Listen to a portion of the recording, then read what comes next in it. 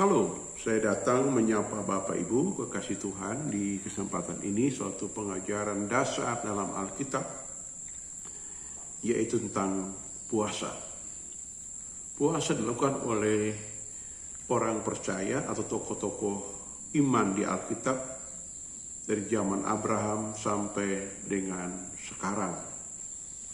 Jadi semua tokoh di Alkitab, sebutkan nama siapa di Alkitab, mereka selalu berpuasa. Nah, untuk masuk dalam pengertian puasa, maka kita akan mengerti apa pengertian dari puasa yang saya ambil dari 3 bahasa, yaitu pertama bahasa Yunani disebut sebagai nisteo, artinya berpuasa berpantang dari makanan. Yang kedua bahasa Ibrani disebut sebagai some, artinya puasa.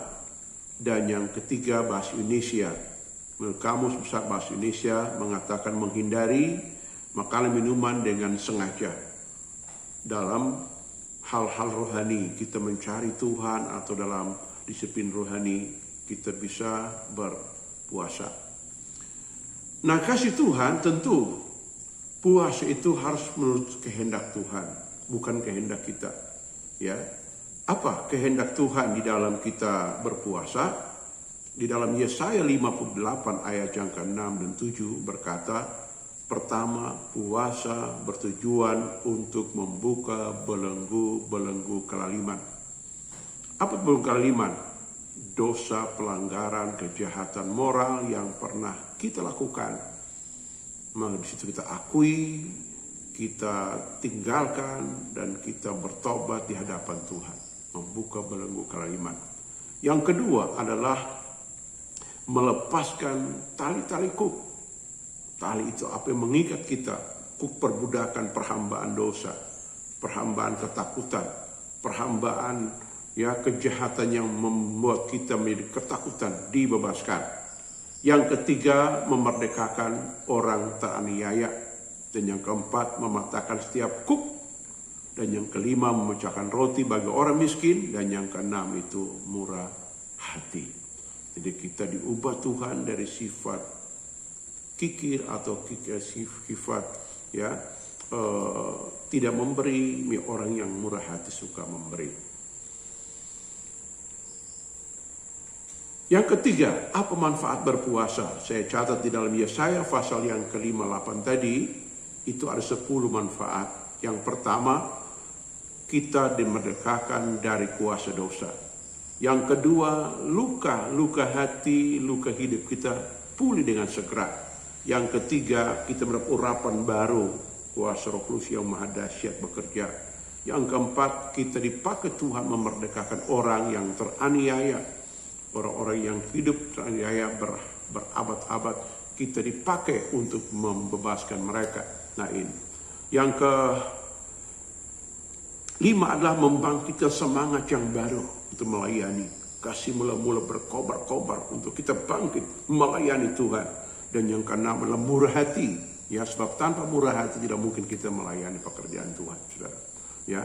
Lalu yang ketujuh, pintu pelayanan dibukakan oleh Tuhan. Pintu yang berabad-abad bahkan dibukakan oleh Tuhan, memperbaiki tembok tembus. Ya, kita perbaiki pelayanan yang hancur remuk di mana-mana. Dipakai Tuhan membawa kuasa pemulihan.